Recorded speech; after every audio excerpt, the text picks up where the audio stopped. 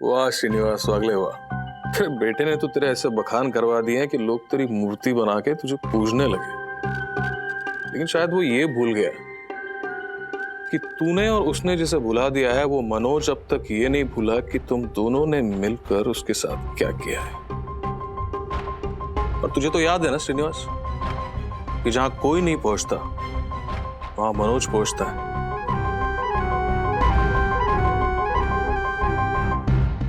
यादें भी अजीब होती हैं बंधु। दिल पे कितना भी बड़ा पत्थर रख दो, किसी झरने की तरह उस पत्थर को चीर कर आंसुओं की तरह ये बाहर आ ही जाती है।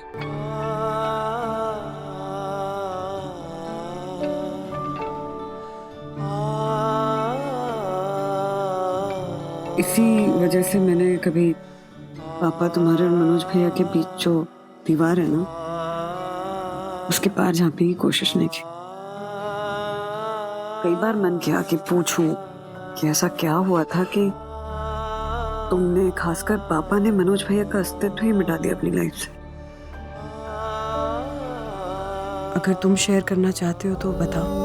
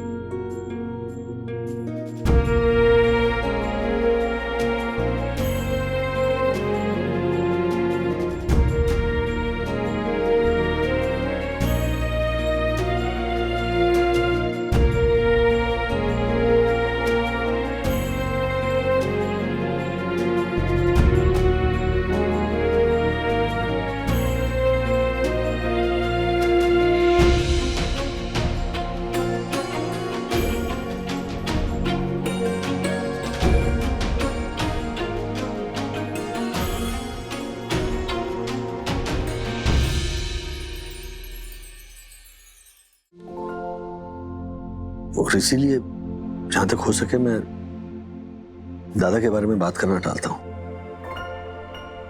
I understand. और आज पापा की बात का भी जवाब नहीं था मेरे पास। हम सच्ची तो कह रहे थे वो। मैं भी तो परेशान होता हूं ना, अपनी अच्छाई को लेकर, अपनी सच्चाई को लेकर। सत्य परेशान हो सकता है, पराजित नहीं। हैरी और माया ने कितनी कोशिश की राज, तुम्हें नीचा दिखाने की, तुम्हारी नौकरी छीन लेने की, पर सफल नहीं हो पाए ना, क्योंकि तुम अपने काम में सच्चे हो, अच्छे हो। और पता है, मुझे हमेशा लगता है कि माँ पापा की जो ईमानदारी है ना,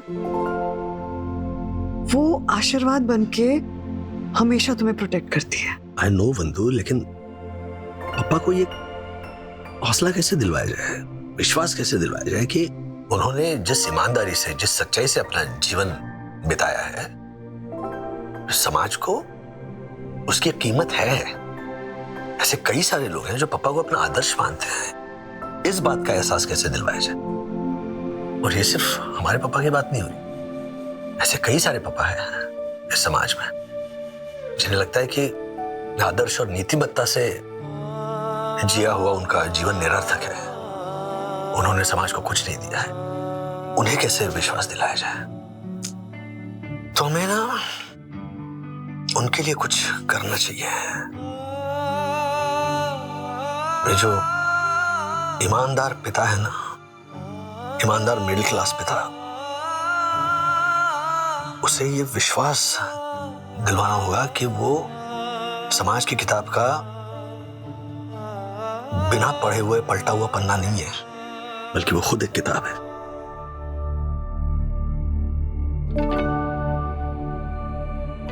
वंदू, व्हाट अ ब्रिलियंट आइडिया। सुनो,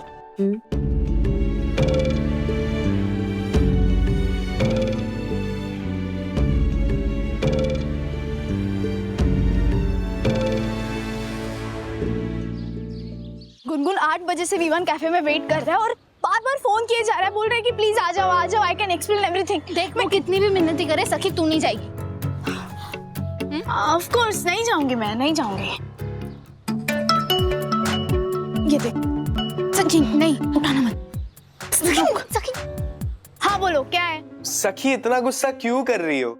आई know your hurt but please come please. नहीं नहीं नहीं सखी I am waiting for you, बहुत जरूरी बात है, प्लीज प्लीज आओ ना प्लीज। अच्छा ओके आ रही हूँ, लेकिन लास्ट टाइम। हाँ ऐसे फिर से मुझे इंतजार करवाया ना तो कभी भी नहीं, I promise. Please come. Okay. Gungun यार, तूने देखा ना, मैंने उसे डांटा ना, वो कुछ अर्जेंट काम बोल रहा था। चल ना। तुझसे ना हो पाएगा सखी, रहने दे। अरे यार ऐसे क्या कर रही है तू? चल ना प्लीज। नहीं, मैं नहीं आ रही। चल Gungun please please please, last time चल। Okay guys, she is coming, alright? So get ready to surprise her, okay? Okay. शौक का तो पता नहीं, बट सरप्राइज जरूर हो जाएंगे पापा। तुमने प्लान ही ऐसा बनाया राजेश बाबू। अच्छा सुनो सुनो सुनो, सिर्फ पापा नहीं, मम्मी को भी ये सरप्राइज देना है, तो फिलहाल मम्मी को हमारे प्लान के बारे में बिल्कुल पता नहीं चलना चाहिए। ओके ओके हाँ, सेकेंडली सखी को बुला लो ना, because we'll need her. Okay, अभी बुला लेती हूँ। Alright, bye.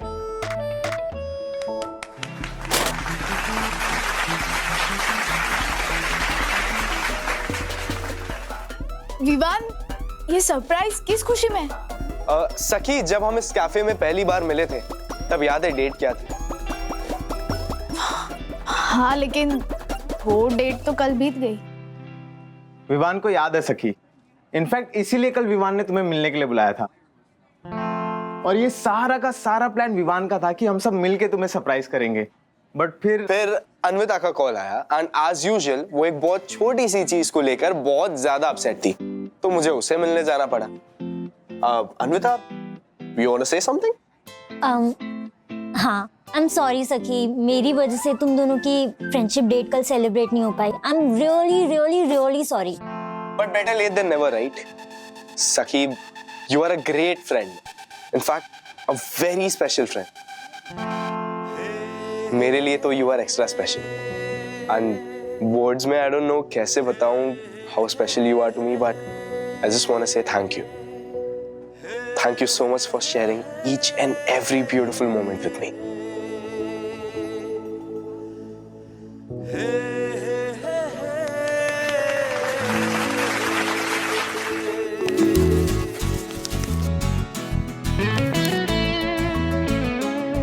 From Vivan and all of us. Yes, Sakhi, you are a great friend. yes सखी, you are our best friend.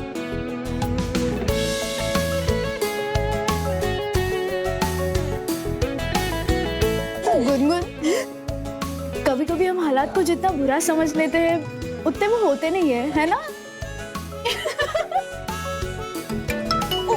Call आ रहा है। हाँ मम्मा। हाँ मम्मा। हाँ हाँ आ जाऊंगी। क्या? डैडी का प्लान? डैडी का कौन सा प्लान मम्मा? वाह डैडी, ब्रिलियंट आइडिया। मैं आज ही सोशल मीडिया पे श्रीनिवास वागले की दुनिया का पेज बनाती हूँ। यस, डैडी, मेरा बड़ा ब्रेन आपकी बात को समझ नहीं पा रहा है, इसलिए मेरा छोटा ब्रेन भी आपकी बात को प्रोसेस नहीं कर पा रहा है। प्लीज समझाओ ना। ओके, मेरे वैज्ञानिक वाग रहे, सीधी सी बात है, दादाजी क्यों डिस्टर्ब है? बात यह है कि दादाजी को लगता है कि अच्छे इंसान जो होते हैं उन्हें समाज में कोई याद नहीं रखता। कॉमन मैन जो होता है समाज में उसका कंट्रीब्यूशन 0 होता है, जबकि हमें दादाजी को यह एहसास दिलाना है कि उनके जैसे कॉमन मैन समाज को सही दिशा दिखाने के लिए महत्वपूर्ण है, इंपॉर्टेंट है। और इसीलिए हम दादाजी के सारे जान पहचान वाले लोगों को, उनके फ्रेंड्स को, रिश्तेदारों को, दादर के जो लोग हैं जो दादाजी को जानते हैं, लाइक करते हैं, और जो बिल्डिंग के लोग हैं जो दादाजी की बहुत रिस्पेक्ट करते हैं, उन सब से कहेंगे कि हमारे पेज पे आए और दादाजी के बारे में कुछ अच्छे शब्द लिखें। हाँ, और जिसमें वो लोग लिखेंगे दादाजी के संपर्क में आने से, दादाजी के बातों से, दादाजी के सलाह से उनकी लाइफ में क्या परिवर्तन आया और हमारे दादाजी का उनके जीवन में क्या कंट्रीब्यूशन है। राइट। लेकिन इस बात का पता दादी और दादाजी को नहीं लगना चाहिए, इसका ख्याल हमें रखना है, समझे? या एक्चुअली इंपॉर्टेंट है।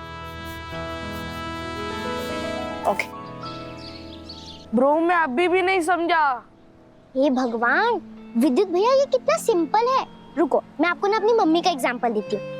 जब मेरे मामा और नानी ने मुझे अडॉप्ट करने की वजह से मेरी मम्मी से सारे रिश्ते तोड़ दिए थे, तब मेरी मम्मा ना बहुत सैड हो गई थी और डिप्रेशन में चली गई थी। लेकिन जब अथर भैया के दादाजी ने मेरी मम्मा से कहा कि यामिनी बेटा, जो आपके राइट डिसीजन में आपके साथ ना हो तो उसे सगा नहीं दगा समझो, और ये दगा दिल से लगा के रखने से जो हमारे दिल में बसे हुए सच्चे रिश्ते हैं वो भी दुखी हो जाते हैं। और फिर सिर्फ उतनी सी बात से मेरी मम्मा ना डिप्रेशन से बाहर आ गई थी, समझा? मतलब कि यामिनी आंटी जब दादाजी के लिए बनाए हुए सोशल मीडिया पेज पर ये बात लिखेगी, तब दादाजी को एहसास होने लगेगा कि दादाजी ने यामिनी आंटी के जीवन में कितनी पॉजिटिवली कंट्रीब्यूट किया है। राइट राइट अंकल, यही आपको पापा के पेज पर लिखना है। Thank you, thank you. बस मैं अभी आपके बाकी के कलीग्स को फोन कर रहा हूँ। Bye, thank you.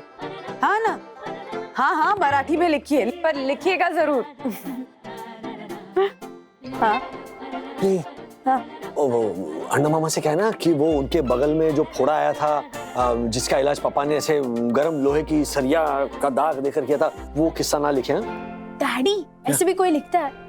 अरे तुम्हें पता नहीं है, अन्ना मामा के जीवन का सबसे महत्वपूर्ण किस्सा है ये। तो जब फैमिली गेट टुगेदर होता है ना, तब रोते रोते ये किस्सा सबको सुनाते हैं और फिर पापा के गले में, अरे श्रीनिवास माझ्या काकेमध्ये तो एवढा मोठा फोड आला होता, तू असा तो ते काय लोखंडाची सळी अशी गरम करून त्याला चटका दिला तर डाग दिलास ना, म्हणून ते बरं झालं रे। काय सांगू तुला मी, नाहीतर इकडे पण फोड आला, मी असा चाललो असतो रे। फोन पे अण्णा है, अण्णा हो की रे? अण्णा से नहीं अन्ना, मजाक कर रहे हैं वो। आदत है ना उनकी। हाँ प्लीज प्लीज लिखिएगा आप जी, और परिवार के बाकी लोगों से भी कहिएगा कि पापा से रिलेटेड ऐसे जो भी इंसिडेंट्स है ना जिनसे वो इंस्पायर हुए हैं, उनके बारे में सोशल मीडिया पे जरूर लिखें। हाँ हाँ, मैं अभी लिंक भेज रही हूँ आपको। Okay okay, bye, thank you अन्ना। क्या करते रहते हो तुम? क्या सीरियसली गुस्सा हो जाते तो? नहीं। अच्छा सुनो, सोसाइटी के बाकी लोगों को फोन किया? बिल्डिंग में। हाँ हर्षद भाई। हाँ मैं भी कर रही हूँ। अरे क्या बात कर रहे हो राजेश भाई, ये भी कोई कहने की बात है? हाँ हाँ, मैं और ज्योति दोनों लिखेंगे हैं, और ऐसी तारीफ लिखेंगे कि मजा आ जाएगा। आप देखना। हैं?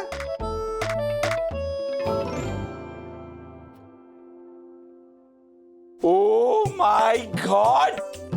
ए पंटा, व्हाट? तेरी हिम्मत कैसे हुई मेरी सोनी दर्शन हाइट सोसाइटी में ऐसे लापरवाही से घुसने की? और तिवारी, व्हाट? तुम्हारा ध्यान किधर है? क्या है ये? क्या है ये? मेरे जूते खराब हो गए यार। ओह माय गॉड!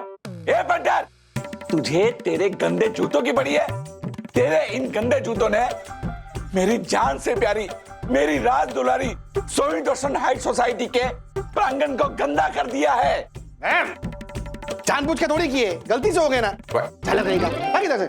साहब ये लीजिए कपड़ा, अपने जूते साफ कर लीजिए। हे तिवारी, व्हाट? तुम्हें भी इसके जूतों की पड़ी है? मेरी 100% हाई सोसाइटी के बारे में नहीं सोच रहे हो? ए पंटर, ये ले और मेरी 100% हाई सोसाइटी की लॉबी में पोछा मार। अगर तूने पोछा नहीं मारा ना तो मैं तुझे 500 रुपए फाइन मारूंगा, और अगर तूने फाइन नहीं भरा ना तो अगले महीने के मेंटेनेंस बिल में 500 रुपए ऐड कर दूंगा। व्हाट? तिवारी जी साहब। फर्स्ट एड बॉक्स है ना तेरे पास? हाँ है ना साहब। क्या है, अभी किसी को जरूरत पड़ने वाली है तो झुंझुना बजाना बंद कर रहे। मिस्टर हर्षद अग्रवाल, तुम 100% हाई सोसाइटी के ऑनरेबल सेक्रेटरी को धमकी नहीं दे सकते। अबे ऑनरेबल नहीं रे तू, हॉरिबल सेक्रेटरी, हॉरिबल चालर कहीं का। जब भी देखो तभी दादागिरी करते रहता है, सेक्रेटरी सेक्रेटरी की हेकड़ी फाड़ते रहता है। सेक्रेटरी का इलेक्शन ड्यू है ना, डेट डिक्लेयर कर जल्दी फटाफट, समझा ना। इस पर मैं देखता हूं कि तू कैसे सेक्रेटरी बनेगा। चालर तुझे तो सेक्रेटरी नहीं बनने दूंगा मैं, देख तू। बे थोबड़ा क्या देखता है, फटाफट इलेक्शन की डेट नक्की कर वरना कंप्लेन करता हूं मैं अभी। अरे जा जा कंप्लेन वाली, और जल्दी इलेक्शन की डेट भी अनाउंस कर दूंगा।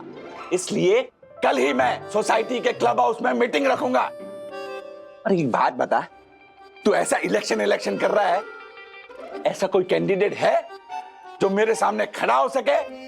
बोल, है कोई मेरी टक्कर का कैंडिडेट? है? नहीं है, कोई नहीं है। जा साफ कर, कोई नहीं है, कोई नहीं है, ये साफ कर। ऐसा कौन होगा जो तक्कू के सामने इलेक्शन में खड़ा भी रहे और उसको हरा भी दे?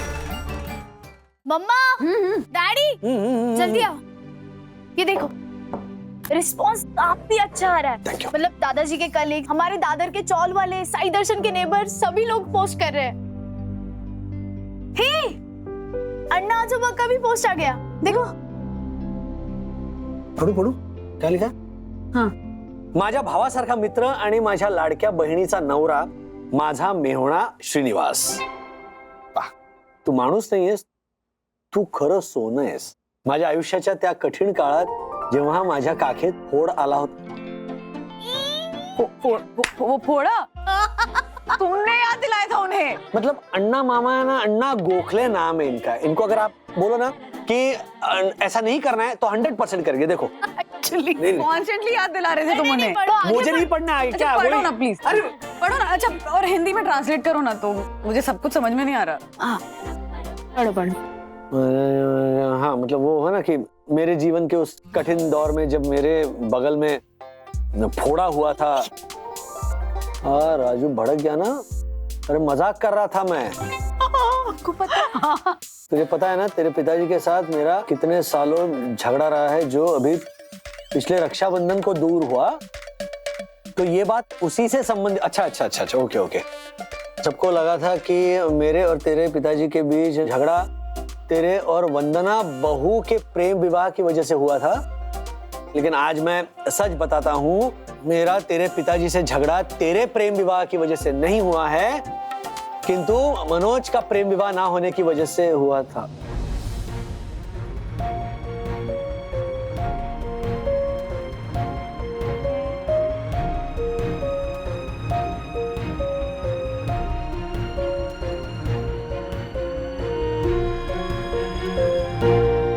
डैडी,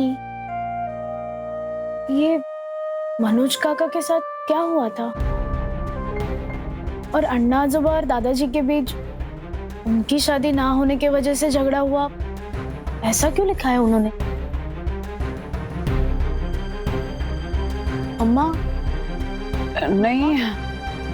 नहीं, ऐसी कोई बात नहीं है. वो मनोज काका जो है ना, वो मम्मी डैडी, आंसर की दीदी, हम बच्चों ने दादाजी के लिए कुछ लिखा है, तो एक बार देख लो कि सही लिखा है कि नहीं.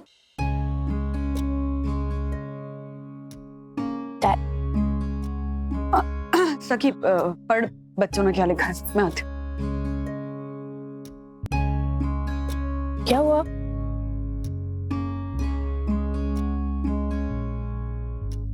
सखी दीदी, क्या हुआ?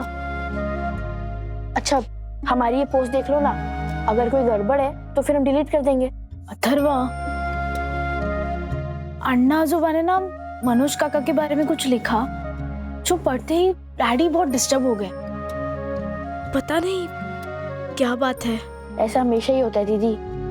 मैंने कई बार मम्मी डैडी से पूछने की कोशिश की है कि मनोज काका कहाँ है और इतने सालों से हमारे कांटेक्ट में क्यों नहीं थे, लेकिन वो हमेशा मेरी बात इग्नोर कर देते हैं। वही तो ना, दादा दादी भी हमें कुछ नहीं बताते। लेकिन एक बात तो है, दादा दादी मम्मा डैडी, ऐसी कोई तो बात है जो हमसे छुपा रहे हैं। पर ऐसी कौन सी बात छुपा रहे हैं? और अगर हमारे मनोज काका है तो कहाँ है?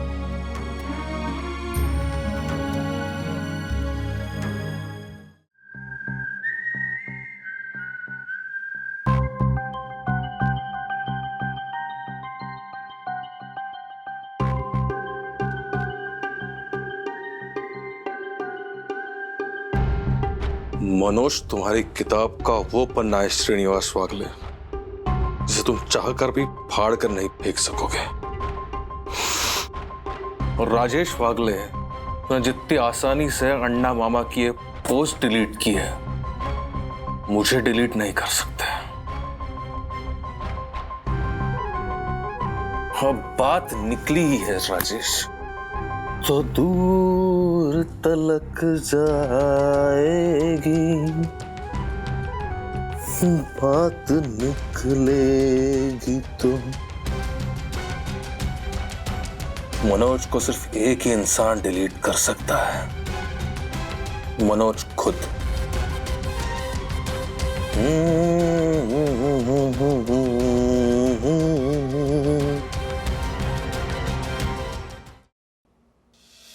क्या है ये ले, और मेरी सोई डोसन हाई सोसाइटी की लॉबी में पोछा मार। अगर तूने पोछा नहीं मारा ना तो मैं तुझे 500 रुपए फाइन मारूंगा।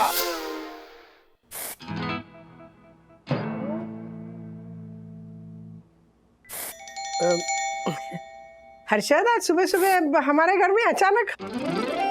नहीं तुम कभी भी आ सकते हो हमारे घर में, तुम्हारा ही घर है। पर ये शेयर मार्केट का टाइम हो गया ना, इसलिए मैंने पूछा। नहीं, आपकी बात सही है काकी। क्या है, शेयर बाजार में अच्छे से काम करने के लिए सबसे ज्यादा जरूरी होता है मेंटल पीस। सही है। और उस मेंटल दक्कू ने वही छीन रखा है। अरे छोटी छोटी बातों को लेकर ये रूल बुक लेकर खड़ा हो जाता है झगड़ा करने के लिए। झालर, बोलो काका। और नहीं तो क्या, अरे मुझसे दादागिरी कर रहा था, मैंने भी उसे ऐसा जवाब दिया कि है ना काका, है ना। आइए मैं बताता हूँ आपको। बैठिए बैठिए काका, सिर्फ मुंह से जवाब देने से काम नहीं होगा, उसे इलेक्शन में हरा कर करारा जवाब देना पड़ेगा। हाँ ये सही है, और इसीलिए आया हूं मैं यहाँ पर, समझा? मैं समझ गया, तू दक्कू के सामने इलेक्शन में खड़ा होना चाहता है। मैं अपनी बात नहीं कर रहा हूँ काका, मैं आपकी बात कर रहा हूँ। क्या? नहीं मतलब तुम क्या चाहते हो कि सीनियर वागले दक्कू के खिलाफ इलेक्शन में खड़े रहे? हाँ। और काका इसीलिए तो आया हूं मैं यहाँ पर। देख हर्षद, मुझे ये कोई इंटरेस्ट नहीं इलेक्शन वगैरह में। बस क्या काका, आप भी भूल गए क्या? है? आपको याद है वो किस्सा? क्या? आप वो हमारे एरिया का नगर सेवक है, उसके सामने आप लड़ गए थे एक बार बिंदास, है? तभी मैंने आपको कहा था कि काका क्यों इस झंझट मारी में पड़ रहे हो। तभी आपने मारे को एक सलाह दी थी, याद है? आपने कहा था कि हर्षद, दुनिया इसलिए दुखी नहीं है क्योंकि दुर्जन सक्रिय है, दुनिया इसलिए दुखी है क्योंकि सज्जन निष्क्रिय है। याद है आपको? है? याद है कि नहीं? नहीं नहीं नहीं, वो बात तो है ना काका, है ना? बस तो फिर उस दुर्जन दक्कू को हराने के लिए, उसे मुंह तोड़ जवाब देने के लिए आप जैसे सज्जन को सक्रिय होना पड़ेगा काका। आपको पता है काका वो क्या बोल रहा था? वो बोल रहा था कि सोसाइटी को मुझसे बेहतर कोई नहीं चला सकता है। अरे किसी की ताकत ही नहीं है, बोल ऐसा बोल रहा। नहीं सुनिए सुनिए, नहीं सुनो, मैं क्या कह रही हूँ? नहीं, मेरी बात सुनो। बोलो क्या है, मैंने भी 40 साल एडमिनिस्ट्रेशन, अकाउंट, ऑडिट का काम संभाला है। मैं सोसाइटी का काम यूं निकाल सकता हूँ, उससे बेहतर चला के दिखा सकता हूँ। मैं भी वही बोल रहा हूँ काका। बोल। अभी आप हमारे को बताओ कि आप इलेक्शन में खड़े रहोगे? मैं इलेक्शन में खड़ा रहूंगा। अरे हाँ क्या कर रहे हैं आप? हाँ ठीक है राधिका, डोंट वरी। दक्षेश जोशीपुरे मुझसे लॉबी की फर्श साफ करवा रहा था ना तू, अब देख तुझे कैसे साफ करता हूं मैं। आज का दिन इतना हेक्टिक था कि सखी मैं पूछना भूल गया, क्या स्टेटस क्या है श्रीनिवास वागड़े की दुनिया के पेज का? किस किस की पोस्ट आई है? डैडी बहुत सारी पोस्ट आई है और लोगों ने ऐसे ऐसे किस्से लिखे हैं ना, जब हम दादाजी के सामने ये पढ़ेंगे ना तो दादाजी के आंखों में आंसू आ गए समझो। सुपर। अब लेकिन दक्कू अंकल ने अब तक कुछ लिखा नहीं है। अरे बाप रे, वो गार्डन में पापा से झगड़ा हुआ था ना, उसी बात पे नाराज होंगे इसीलिए नहीं लिखा है। मैं मैसेज करूं क्या उन्हें? नहीं, जबरदस्ती थोड़ी लिखवा सकते किसी से। That's okay. क्योंकि क्या होगा बाद में ना ऑब्लिगेशन। ओ लो, नाम लिया और मैसेज हाजिर। वाह दक्कू भाई। हाँ दक्कू भाई। क्या? Tomorrow there is an urgent society meeting. अच्छा वो सोसाइटी में इलेक्शन है ना, उसके बारे में मीटिंग है। तो एक काम करें, सोसाइटी मीटिंग के लिए सब इकट्ठा हो ही रहे हैं तो पापा के लिए जितने भी पोस्ट लिखे हैं वो सब वहीं पे पढ़ के उनको सरप्राइज दें। लेकिन मीटिंग में तो वही लोग होंगे ना जो मेंबर्स हैं, नॉन मेंबर्स थोड़ी होंगे। तो बाकियों को मैसेज करके बुला लेते हैं। हाँ एग्जैक्टली। बोल रहे होता है रहा।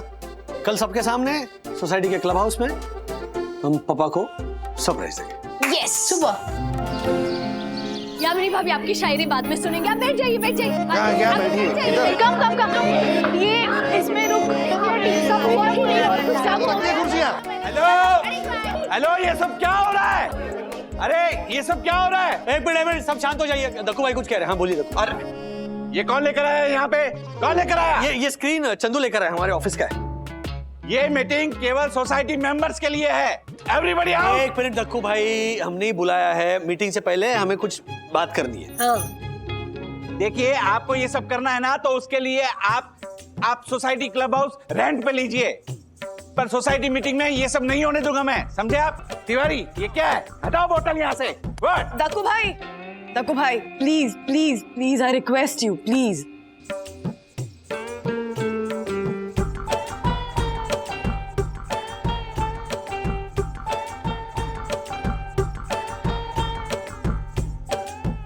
अब पन्ना भाभी आप आदेश दीजिए और आप ये बोतल दीजिए।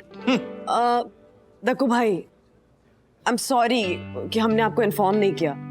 एक्चुअली ना हम पापा को एक सरप्राइज देना चाहते हैं सारे सोसाइटी मेंबर्स के सामने, इसीलिए हमने सबको इस मीटिंग में बुलाया है।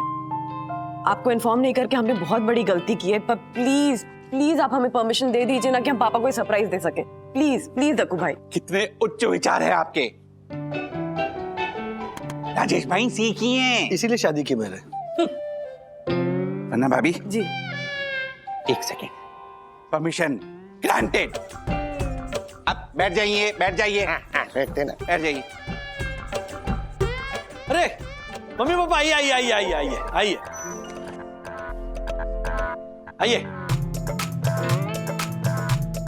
राजू वंदना, हाँ क्या सरप्राइज है? दादाजी आपको सब पता चल जाएगा। ओके आप आइए बैठिए। मम्मी अरे आज है विमोचन, आज है विमोचन। फ्रेंड्स, आज से कुछ दिनों पहले मेरे पापा श्रीनिवास वागड़े अपने जीवन के एक बुरे अनुभव से बहुत दुखी हो गए थे। पूरा जीवन अच्छाई सच्चाई और ईमानदारी से बिताने वाले मेरे पिताजी को अचानक ऐसे लगने लगा कि ये समाज, ये दुनिया उनके जैसे अच्छे और सच्चे लोगों के लिए नहीं बनी है। क्योंकि उनके जैसा कॉमन मैन जो दिन रात ईमानदारी से मेहनत करके अपने घर परिवार को खुशियां देना चाहता है, वो इस समाज का सबसे कमजोर हिस्सा है।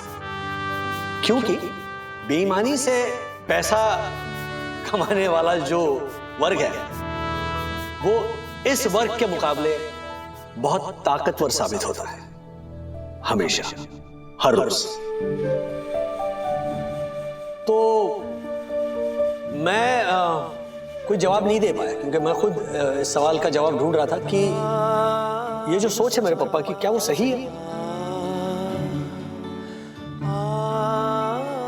लो कमेंट्स भी आने लगे, एकदम देव मानुस है ऐसा लोग कह रहे पापा के बारे में।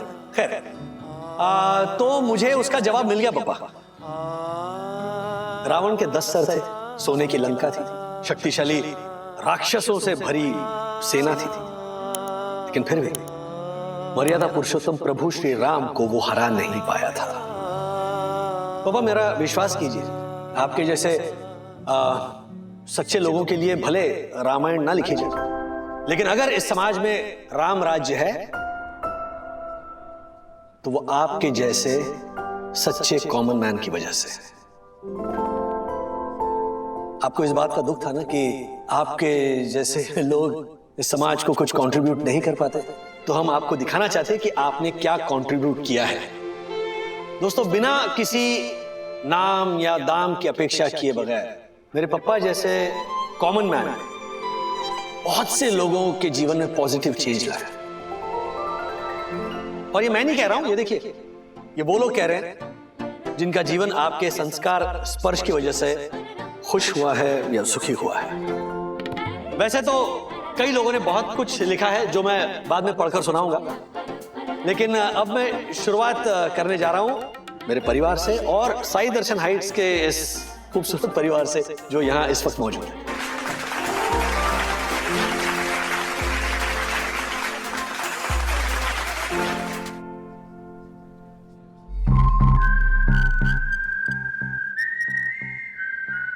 वाह श्रीनिवास, वागले वाह, तेरे बेटे ने तो तेरे ऐसे बखान करवा दिए हैं कि लोग तेरी मूर्ति बना के तुझे पूजने लगे।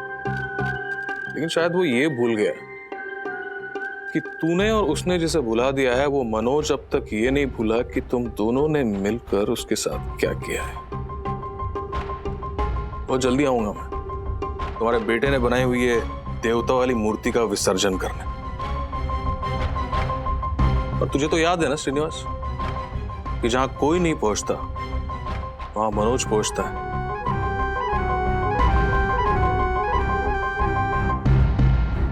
बस मेरे आने की देर है, उसमें ज्यादा देर नहीं लगाऊंगा मैं।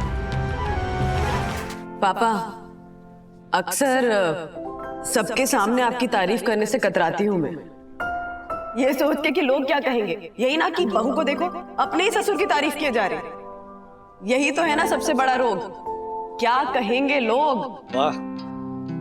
और इसी डर से हम अक्सर एक छोटी सी गलती कर जाते हैं। हम अपने अपनों से बड़ों के बलिदान को अप्रिशिएट नहीं करते, और इसी गलती को मुझे आज सुधारना है। अब बहुत छोटी उम्र में मैंने अपने माँ पापा को खो दिया। ऐसे कई लम्हे आए लाइफ में जब लगा कि काश माँ पापा साथ होते। फिर भगवान ने सास ससुर के रूप में मुझे मेरे माँ पापा लौटा दिए।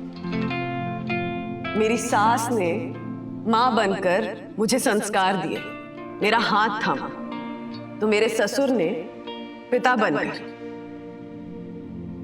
मेरे सर पे अपने आशीर्वाद का हाथ रखा,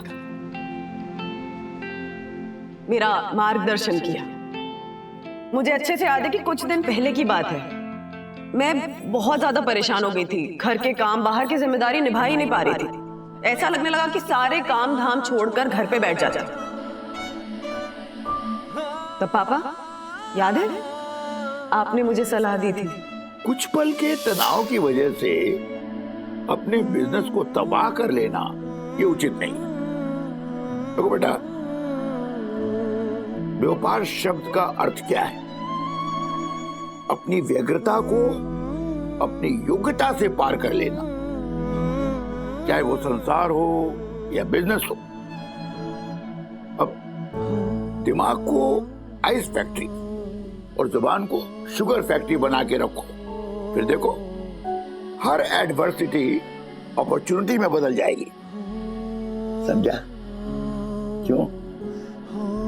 और उस सलाह की वजह से मैं अपने घर के काम, अपने बाहर की जिम्मेदारियां निभाने की फिर से हिम्मत कर पाई। Thank you, thank you, thank you, thank you so much पापा। ये था आपका मेरी लाइफ में एक कंट्रीब्यूशन, ऐसे कई कंट्रीब्यूशन हैं।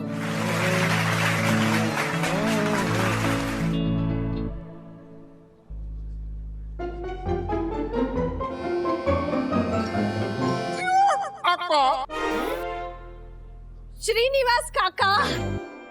एक मिनट, ऐसे पूरा भाषण वहां बैठकर आप नहीं बोल सकते। पानी पी प्लीज।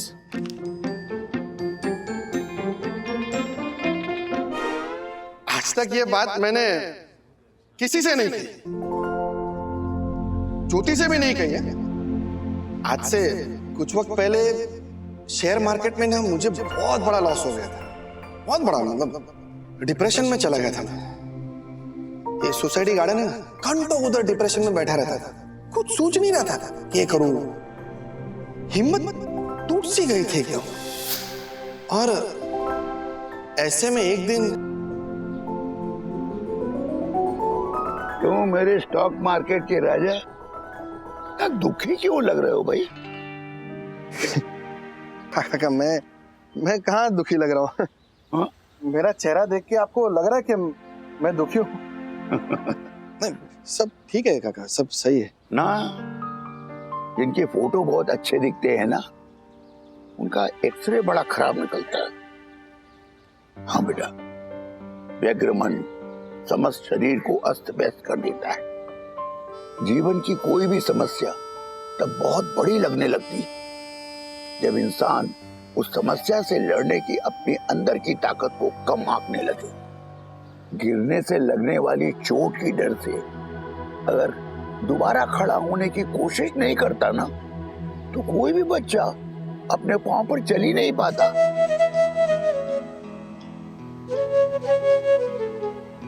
काका सब बात सही है आपकी, लेकिन लॉस बहुत बड़ा हो गया है, बहुत बड़ा। समझ में नहीं आ रहा है कि क्या करूं। चारों तरफ बस अंधेरा छा गया है एकदम। अरे मेरे स्टॉक मार्केट के किंग, देख ये जो चमड़े की झोपड़ी है ना, इसके अंदर ईश्वर ने एक आत्मविश्वास का दिया जला रखा है जो सारे अंधेरे को, घने से घने अंधेरे को दूर कर देता है। तेरे अंदर वो आत्मविश्वास का दिया है, उसे बुझने मत दे। देखना सारा अंधेरा अपने आप दूर हो जाएगा। काका की उस सलाह ने ना मेरा नजरिया ही बदल दिया जीवन के लिए। मतलब मेरा खोया हुआ आत्मविश्वास फिर से वापस आया और धीरे धीरे मेरे सारे लॉस कवर हो गए। काका आपको पता नहीं है मेरे जीवन में आपका कितना बड़ा कंट्रीब्यूशन है।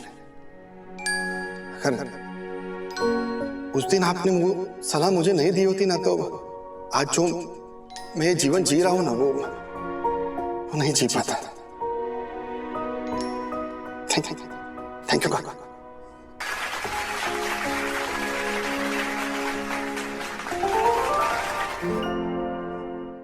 काका, मैं एकदम सच कहूंगा काका, आपकी उस दिन की बात ने मेरी रोज दारू पीने की आदत हमेशा के लिए छुड़वा दी। और अब तो मेरे बीवी और मेरे बच्चे भी मुझे बहुत प्यार करते हैं। काका बहुत महान है काका, थैंक यू वेरी मच। क्या कर रहे हैं आप? अरे हाँ, वेरी गुड मिस्टर वालिया, आइए बैठिए।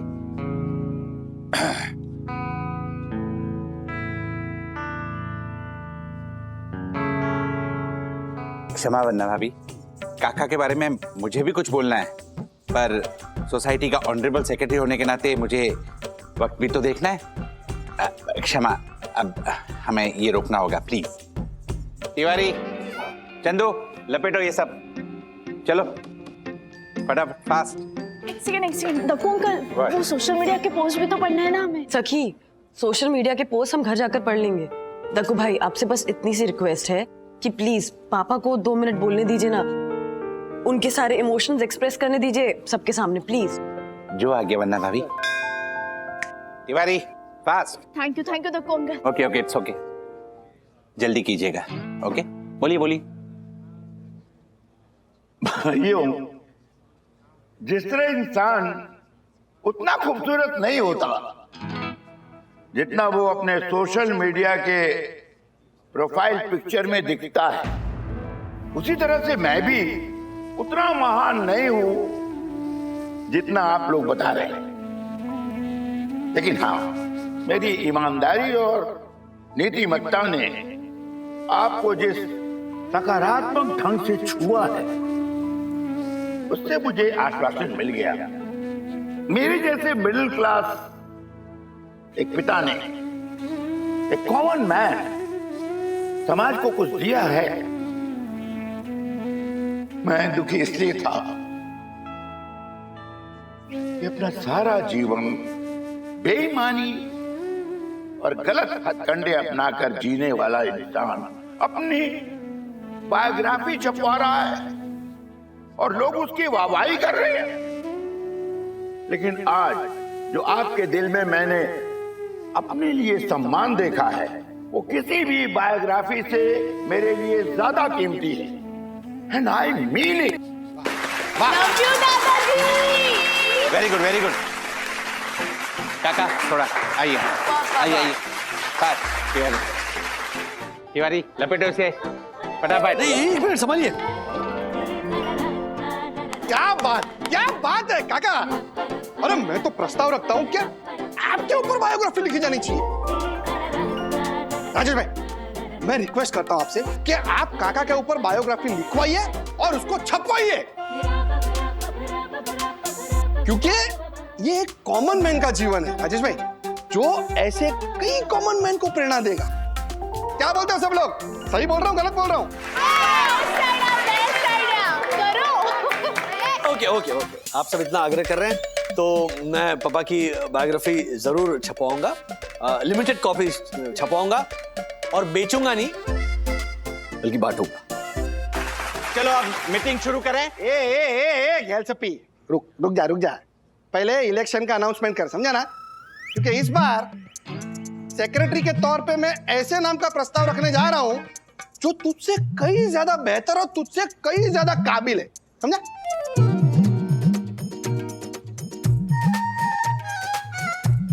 मिस्टर हर्षद अग्रवाल, मुझसे बेहतर और मुझसे ज्यादा काबिल इंसान।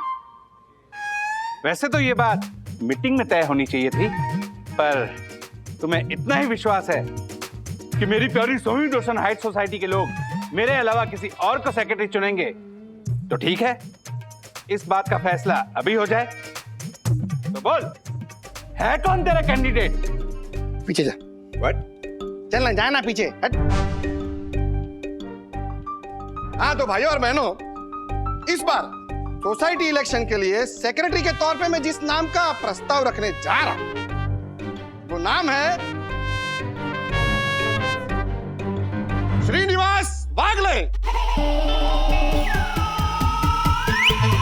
आप ही लोग बताइए, हमें श्रीनिवास वागले की जरूरत है कि नहीं सेक्रेटरी के तौर पर? है कि नहीं? श्रीनिवास वागले जिंदाबाद। श्रीनिवास वागले जिंदाबाद। श्रीनिवास वागले जिंदाबाद। श्रीनिवास वागले जिंदाबाद। श्रीनिवास वागले जिंदाबाद। श्रीनिवास वागले जिंदाबाद। श्रीनिवास वागले श्रीनिवास वागले।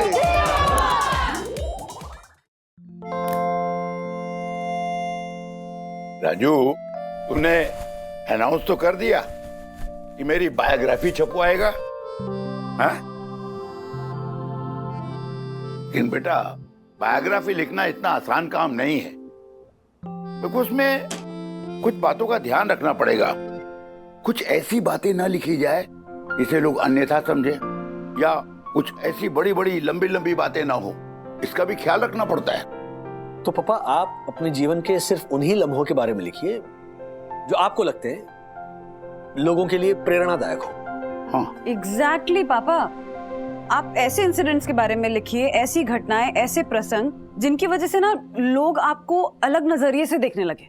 हाँ,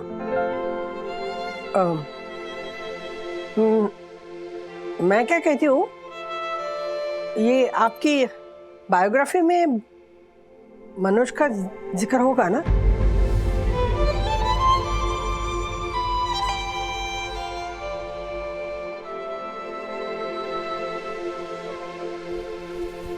माँ, मुझे लगता है कि होना चाहिए। हाँ, मैं और बच्चे भी कितना ही जानते हैं उनके बारे में, नहीं? वही तो। राज, तुम क्या कहते हो? नहीं होनी चाहिए, बिल्कुल नहीं। बंधु, शायद हमने तुम्हें बताया नहीं कि दूर जाते वक्त उसने जो बातें हमसे कही थी वो आज तक मेरे दिमाग में गूंज रही है। ऐसा क्या कहा था उन्होंने? दादा ने ऐसा कहा था कि जा रहा हूं मैं कि आपकी दुनिया छोड़कर अपनी दुनिया बसाने। आप सब लोगों को मेरी कसम है कि आपके जीवन में मेरा कहीं भी उल्लेख भी मत करना। यही समझना कि आपका एक ही बेटा है, ये राजू। मनोज आपके लिए आज से मर गया, यही समझना। अभी याद रखना इस बात को।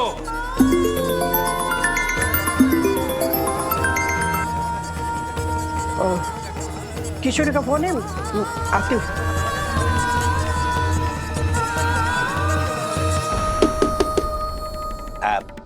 मैंने आप सबको डिस्टर्ब तो नहीं किया? चल, तुझे ये तो पता चला कि तेरी वजह से लोग डिस्टर्ब होते। काका, आपका सेंस ऑफ ह्यूमर भी ना। वन्ना भाभी, आप सचमुच सौभाग्यशाली हैं जो आपको काका जैसे उच्च संस्कारी प्रजा हितकारी इंसान ससुर के रूप में मिले। काका, इसी बात पर मेरे द्वारा रचित आप पर एक कविता प्रस्तुत है। काका सुनिए।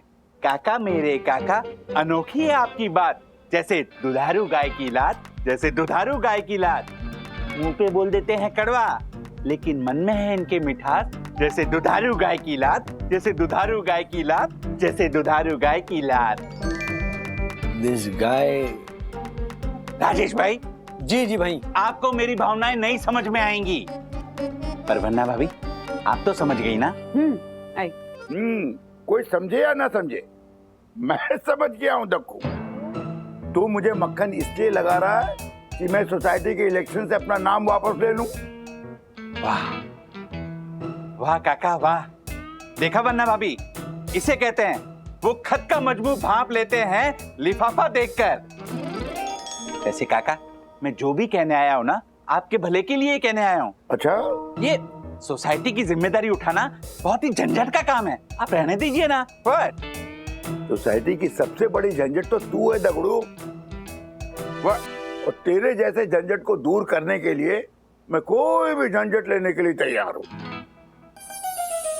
पापा, आप श्योर हैं? I mean, बायोग्राफी के साथ साथ इलेक्शन कैंपेन का काम भी मैनेज कर लेंगे? 100% नहीं कर पाएंगे वन्ना भाभी। एक साथ दो जिम्मेदारी का बोझ काका के नाजुक कंधे कैसे उठा पाएंगे? इसलिए मैं काका को एक जिम्मेदारी से मुक्त करने आया हूं। दगड़ू, तू वाकई मेरी जिम्मेदारी उठाएगा? यस। देख, याद रखना, बाद में पलट मत जाना। व्हाट? काका, ये आपने क्या कह दिया? एक बार तारीख पलट सकती है, समय पलट सकता है, पर ये honourable secretary advocate Dakshesh Joshipura अपनी बात से कभी नहीं पलट सकता। मुझे परम पूजनीय वन्ना भाभी की कसम। अरे बाप रे। अच्छा, शाबाश। तब तो ये तय रहा कि तू मेरी दोनों जिम्मेदारियों में से एक जिम्मेदारी लेगा, और वो है मेरी बायोग्राफी लिखना।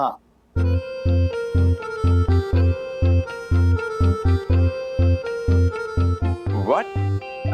बायोग्राफी? लेकिन काका। हाँ, क्यों नहीं दक्कू भाई। पापा की बायोग्राफी को आपके जैसा एक आदर्श लेखक ही न्याय दे सकता है। वो तो है, लेकिन ठीक है काका, मैं आज से ही आपके साथ बैठकर आपकी जीवनी सुनूंगा और उसे पन्नों पे उतारूंगा, पर उसके बदले मैं तेरी सोसाइटी की सेक्रेटरीशिप की जिम्मेदारी उठाऊंगा। देख, मैंने अपने कैंपेनिंग के लिए ये एजेंडा तैयार किया है। सोसाइटी की काया पलट के लिए मेरा 10 सूत्री कार्यक्रम, और हर्षद ने ये पूरा एजेंडा सोसाइटी के मेंबर्स को बांट भी दिया है। अब बता, लिखेगा तू मेरी बायोग्राफी? अरे पापा, दक्कू भाई एकदम प्रोफेशनल राइटर है। मतलब अपना लेखन और सोसाइटी का इलेक्शन, हाँ, ये दोनों मिक्सअप नहीं करेंगे वो, है ना दक्कू भाई? मुझे लगता है कि हमें दक्कू भाई को फोर्स नहीं करना चाहिए। उनको अपने इलेक्शन कैंपेन की भी तो तैयारी करनी है ना। देखो भाई, अगर आपको पापा की बायोग्राफी नहीं लिखनी है तो कोई प्रॉब्लम नहीं है, आप मना कर सकते हैं। हाँ no no no no no, वरना भाभी ये आपने क्या कह दिया? मैंने आपकी कसम खाई है, इलेक्शन में भले ही काका के सामने लड़ूं, पर बायोग्राफी मैं काका के साथ बैठकर लिखूंगा। ये मेरा वादा है। काका, समय और स्थान आप तय कर लीजिए, मैं आ जाया करूंगा। पर फिलहाल मैं चलता हूं, क्योंकि मुझे काका के इस 10 सूत्री एजेंडे का जवाब भी तो देना है। चलता हूं मैं, बाय। राधिका कहाँ गई? बोल के गई ना, वो किशोरी मौसी का फोन आया था। ये किशोरी के फोन आजकल बहुत आ रहे हैं। क्या हुआ बाबा? कुछ नहीं।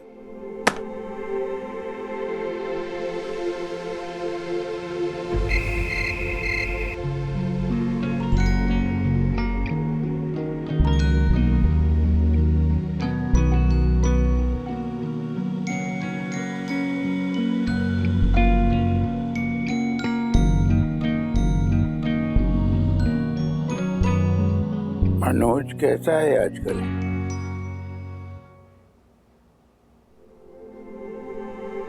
अब मुलाकात नहीं होती। पिछले कई हफ्तों से ना उससे बात हुई है ना मेरी मुलाकात हुई है। होती तो बताती ना, पहले बताया था ना आपको।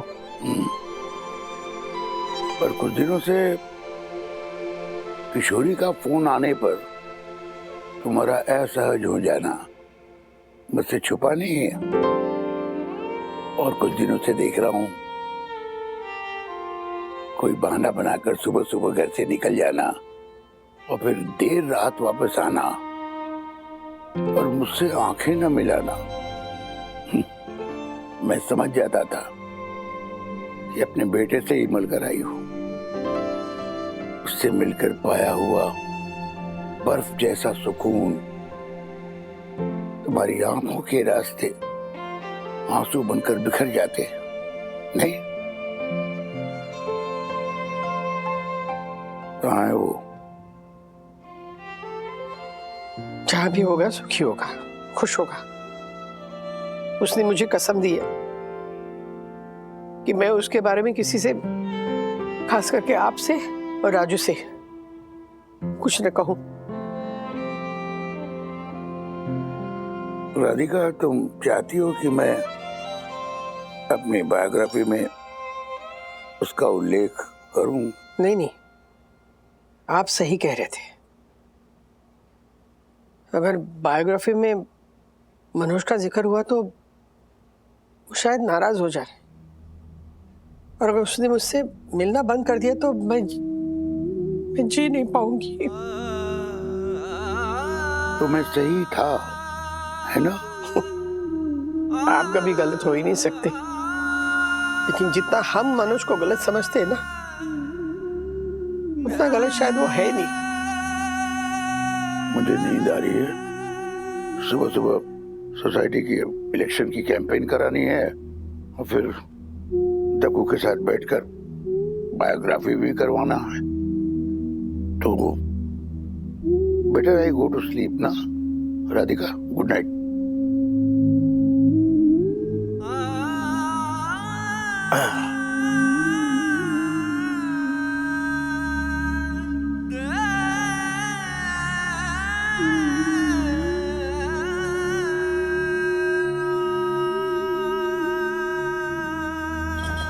श्रीनिवास जी, आपने सच में मेरी जिंदगी बदल दी।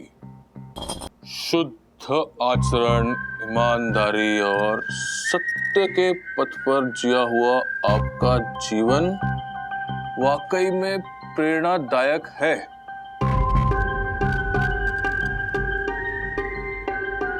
सत्य के पथ पर जिया हुआ जीवन,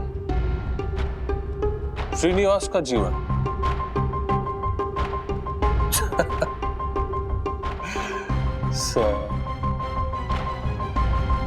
जिस दिन मेरे मुंह से सत्य बाहर आएगा, उस दिन तुम कहां मुंह छुपाओगे श्रीनिवास?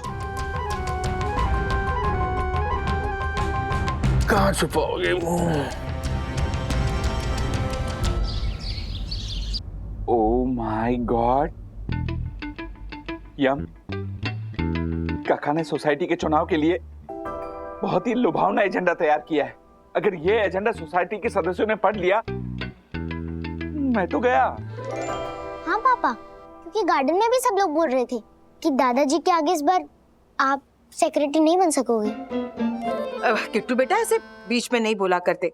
और क्या दक्कू, तुम भी मेरे नाटक रात है काली काली जैसे चमकादड़ की खाई के हीरो जैसे उदास हो रहे हो। अरे नहीं बने सेक्रेटरी तो नहीं बने सेक्रेटरी, कौन सा पहाड़ टूटने वाला है? दुख का पहाड़ यम, दुख का पहाड़।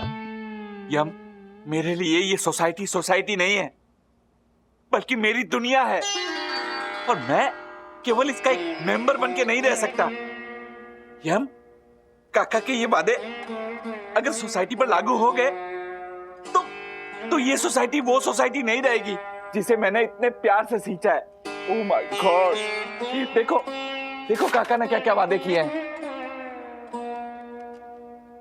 तो तुम भी कर दो ये वादे। नहीं कर सकता यम, हरगिज नहीं कर सकता।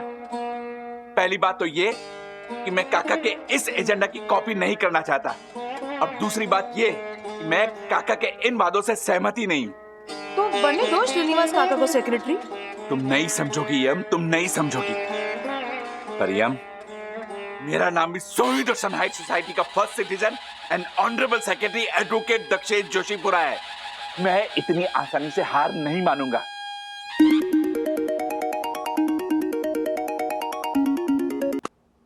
परम आदरणीय सुंदर सन्नारी वन्ना भाभी की जय हो।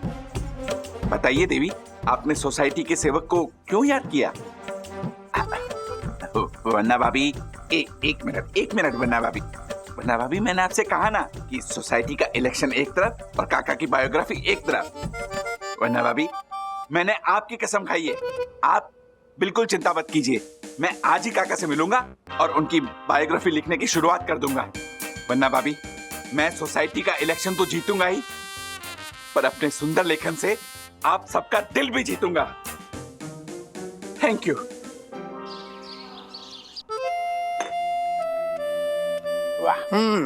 दक्कू, लो और एक कप चाय पियो। थैंक यू मासी।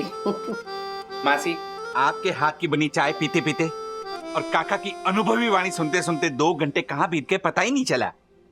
माय गॉड, ये भी रिकॉर्ड हो गया। एक सेकेंड काका, यहाँ तक की फाइल मैं सेव कर लेता हूँ और छोटी छोटी फाइल बनाकर आराम से सुनूंगा और लिखूंगा। काका, मोबाइल में रिकॉर्डिंग आपकी हो, ये भावनाएं आपकी हो, पर आपने जो भी बोला है ना उसे शब्द मैं दूंगा, और ऐसे शब्द दूंगा कि आप निशब्द हो जाएंगे। दगड़ू बेटा, तू निशब्द होगा तभी तो मैं आगे की भावनाएं व्यक्त कर पाऊंगा।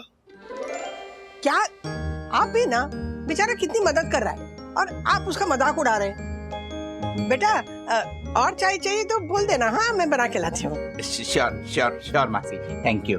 एक सेकंड काका, तरबट आ गई। काका, अब फ्रेश शुरुआत करते हैं। आपके शादी तक का प्रकरण रिकॉर्ड हो गया, अब उसके आगे के बारे में कुछ बताइए। तो शादी के बाद मैं और राधिका अपने नए घर में आए, यानी दादर का जो घर है, दादर का, उसमें रहने गए। हाँ। और शादी के दूसरे ही साल जन्म हुआ हमारे बड़े बेटे। एक सेकंड काका, आपका बड़ा बेटा, I mean, आपका तो एक ही बेटा है ना, राजेश बागले? नहीं, मतलब है क्या है मेरा बेटा कब बड़ा हुआ ये मुझे पता ही नहीं चला। पर काका, बेटा सीधा बड़ा हो गया। I mean, इसके बीच के कुछ प्रसंग, कुछ कहानियां, कुछ किस्से कुछ तो होंगे। नहीं, आज के लिए बस इतना ही काफी है। यहाँ तक की कहानी पहले पूरी करो। ये भी ठीक है काका, अब तक आपने जो भी बोला है मैं उसे लिखकर ही चैन लूंगा, चाहे मुझे रात भर जागना ही क्यों ना पड़े, क्योंकि दिन में मुझे इलेक्शन की तैयारी भी तो करनी है। इलेक्शन आ रहे हैं। पर आप बिल्कुल चिंता मत कीजिए, क्योंकि सोई दर्शन हाइट सोसाइटी का ये honourable secretary advocate Dakshesh Joshipura अब से दोहरी भूमिका निभाएगा। प्रणाम।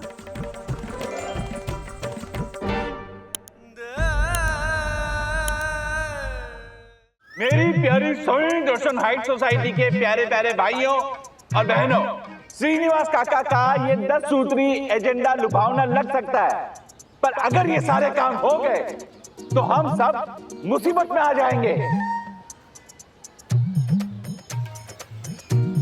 भाइयों और बहनों, ये जोशीपुरा नहीं, ये उसकी जलन बोल रही है, जलन। हमारा पहला वचन सुनिए। हम सोसाइटी के टेरेस पे एडवर्टाइजमेंट के लिए नियॉन होर्डिंग लगाएंगे।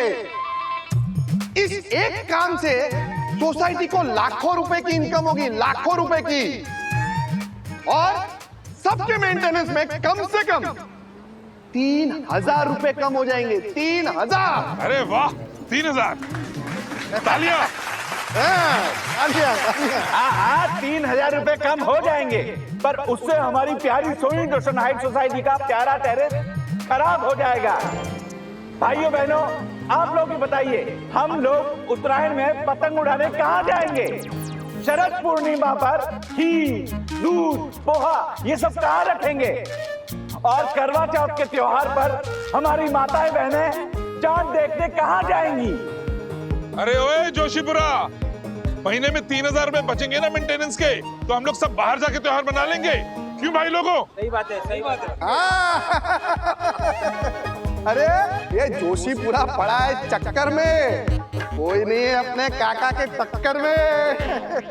परिवर्तन की है ये पुकार, श्रीनिवास वागले अब की बार। श्रीनिवास वागले अब की बार। श्रीनिवास वागले अब की बार। तिवारी, व्हाट? तुम चुप क्यों हो? तुम भी नारे लगाओ। अरे कहाँ पड़े हो चक्कर में, कोई नहीं है हमारे साहब की टक्कर में। जोशीपुरा साहब अमर रहे, जोशीपुरा साहब तिवारी, व्हाट? माफ कीजिए। जोशीपुरा जिंदाबाद, जिंदाबाद, जिंदाबाद, जोशीपुरा साहब जिंदाबाद। बस बस बस। भाइयों बहनों, आप इनकी लोक लुभावनी बातों में आकर अपनी और अपने परिवार की जान जोखिम में डाल रहे हैं। जी हाँ, मैं आपको बताता हूँ। अब इन्होंने होर्डिंग लगाने की बात कही। वो होर्डिंग कहाँ लगेगा बताइए? हमारे टेरेस पर, रोड साइड पर, जहाँ से हमारी माताएं, हमारी बहनें, आप, हमारे बच्चे सब आते जाते रहते हैं। अब आप बताइए, अगर कोई वाहन चालक होर्डिंग देखते देखते अपना ध्यान भटका लेता है और किसी को टक्कर मार देता है, तो किसकी जान जोखिम में जाएगी? आपकी, हमारी, हम सबकी, हमारे प्रियजनों की। भाइयों, आप इनकी बात मानकर अपनी जान जोखिम में डाल रहे हैं या नहीं? बताइए, डाल रहे हैं या नहीं? हर्षद, ये बात तो सच है दक्कू की। अरे काका, आप कहाँ इस झालर की बातों से इंप्रेस हो रहे हैं? इसे डिप्रेस करना। भाइयों और बहनों, ये दक्षेश जोशीपुरा ने दिखा दिया कि वो कितना नेगेटिव और घटिया आदमी है। अपनी सेक्रेटरी की कुर्सी बचाने के लिए ये हमारे परिवार और बच्चों तक के घायल होने की बातें कर रहा है। ये अभी आप हमारे को बताइए कि हम लोग अगर बाहर जाएंगे तो वहां पे भी तो एक्सीडेंट हो सकते हैं ना? हो सकता है कि नहीं हो सकता है किसी का एक्सीडेंट? बिल्कुल बिल्कुल जवाब दीजिए हमें। रोज न्यूज़पेपर में आता है। हो सकता है ना? बस ये इसी नेगेटिव और घटिया सोच से हमें लड़ना है। अभी हमारा दूसरा वचन सुनिए। अगर श्रीनिवास काका सेक्रेटरी बन जाते हैं तो हम ये जो गार्डन है ना, इसे प्राइवेट फंक्शन के लिए भाड़े पे देंगे और उससे होने वाली इनकम से गार्डन को और खूबसूरत बनाएंगे। और इतना ही नहीं, रुकिए रुकिए रुकिए, इतना ही नहीं, आपके मेंटेनेंस में कम से कम 2,000 रुपए और कम हो जाएंगे, है ना? सुनिए सुनिए, मतलब आपका मेंटेनेंस बिल जो अभी तक 10,000 रुपए आता था, वो घटकर सीधा आधा यानी 5,000 रुपए हो जाएगा। तालियां! श्रीनिवास वागले जिंदाबाद। श्रीनिवास